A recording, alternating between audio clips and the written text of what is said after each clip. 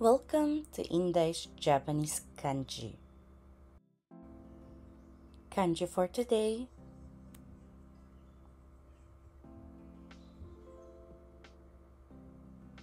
Level N3.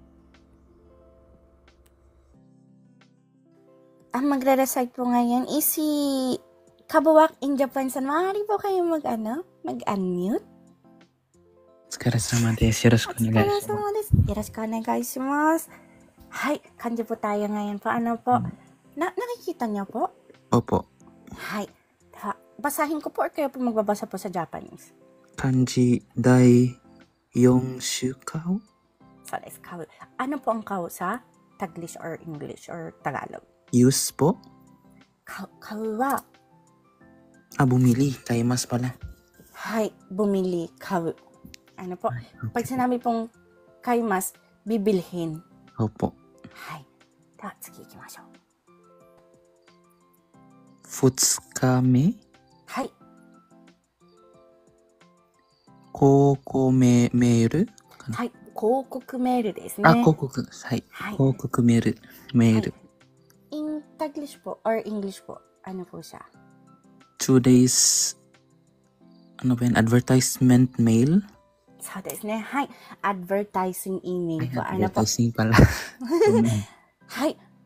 Yan po yung pag-aaralan po natin, yung topic po natin dito sa kanji po. Ano po, ginagamit pong kanji about po dyan po. Hai. Tsugi ikimasu. Kayo pa rin po. Huwag po kayo maalis. Hai. Alam niyo po kung ano ito?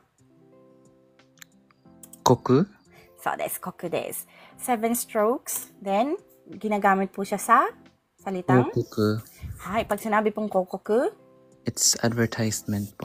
Hi, so des. Advertisement po. Ito po wala po to guys sa libro.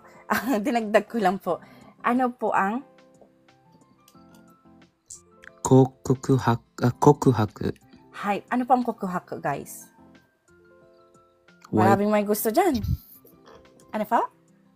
Hindi ko na-gets yan. Pag sinabi pong kokuhaku is pagtapat ng saloobin. Ay! Pagtapat po. Pwede po kayong magkukuhako, magtapat po ng inyong feelings sa gusto niyong jowain. Pwede rin naman po siya sa seryosong bamen po, po sa sitwasyon po. Halimbawa, meron pong meron po kayong gustong problema, sasabihin niyo sa i-open niyo, kokuhaku suru, i-open niyo sa isang kaibigan kung ano yung nararamdaman nyo. May stress kayo, ganyan. Hontou wa ne, koyu koto ga attan da yo. Gomen ne, konna koto kokuhaku shichatte. Hai. Pero more on ginagamit po siya dito sa Japan para magtapat ng saloobin para sa mga gusto nilang tao. Hai. Proposal to wa chatto chigau ka na kasi proposal po naman po yan eh. Konyak. Yung sinabi ni Oji-san, confess. Yan ang proper. Sa English po, confess po. Ano po? Hai. Hai. Tsugi ikimashou. Ano pong kanji ito? Benri no kanji? So. Benri no ri desu. Alam nyo. Hai. Chanto benkyou shite masu ne. Hai. Tulad po ng sinabi niyo po. Convenient po, benri. So, that's convenient. Hai, benri da na. Ima no jidai wa, iron na mono aru mon ne. Soujiki mo aru shi, suihanki mo aru shi, o souji shite kureru robot mo iru n da yo. Roomba toka. Alam niyo po guys, yung Roomba, yung nagwawalis,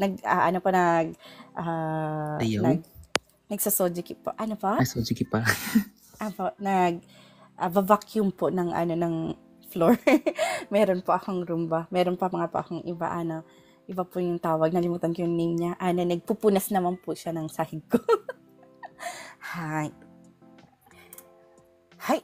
Itong lip po, maaari rin pong gamitin sa? Rio. Hi. It's used paggamit po. Paggamit sa mga bagay o sitwasyon. はい。upang kumita. Yung sinasabi ko po dito pong upang kumita, hindi po as in kumita ng pera po. Kumbaga, meron pong maging positive things sa inyo. Ano Gain po? something. So. Yun po yung propose po ng paggamit na gamit nito na dio paggamit. Pwede nyo po siyang gamitin as gagamitin ko, for example, kabuwaksan wo dio shite, Philippine政府を滅ぼそう。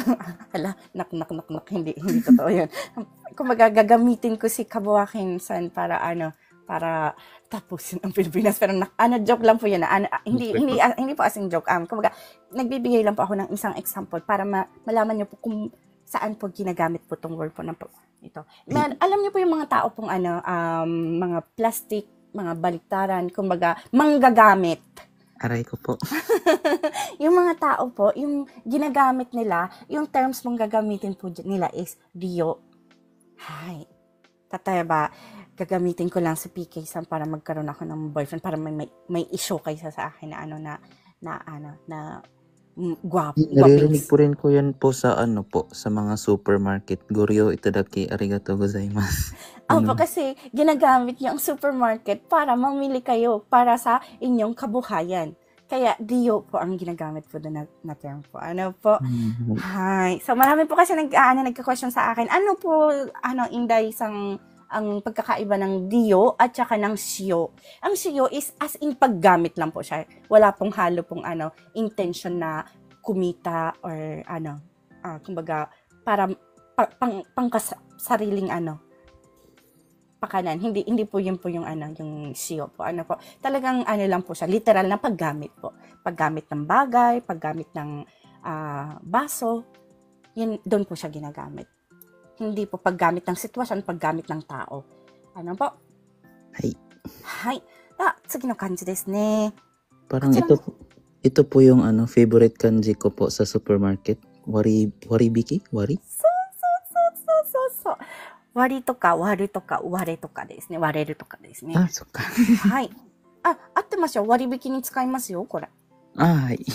よかった。Paborito ko rin yan. Lalo na, kaso mas paborito ko po, hanggaku. Pag sinabi po kasing hanggaku is automatic 50% na po siya. Hai. So, ginagamit po itong kanji na ito sa? Waru. Hai. Pag sinabi pong waru, ang ibig niyang sabihin po sa Tagalog is? To divide or break something? Apa. Pagbasag. Mga babasagin po, po, pwede rin pong pagbiak. Yung meaning niya. At pag-divide po. Division po yung about po sa yung pag-divide po sa division po na sansu po. Po. Hay, pwede rin po siyang gamitin sa? Wareru. Hay, pag sinabi naman pong wareru, magiging? Mababasag. Pwede po ba yan sa yung mga babasagin waremono? Waremono, ikemasu yo. Yung ware, gagamitin, tapos yung dito po magiging mono yung bagay po. Ay, tsukaimasu yo. Mochiron. Ganyan po guys, pag nag-aaral po tayo, iisipin po natin kung saan po siya maaaring i-convey na kanji. Mas matitira po siya sa brain natin po. Pag ganyan po tayo po mag-isip po. Hay. では次行きましょう。Wariai. Hay.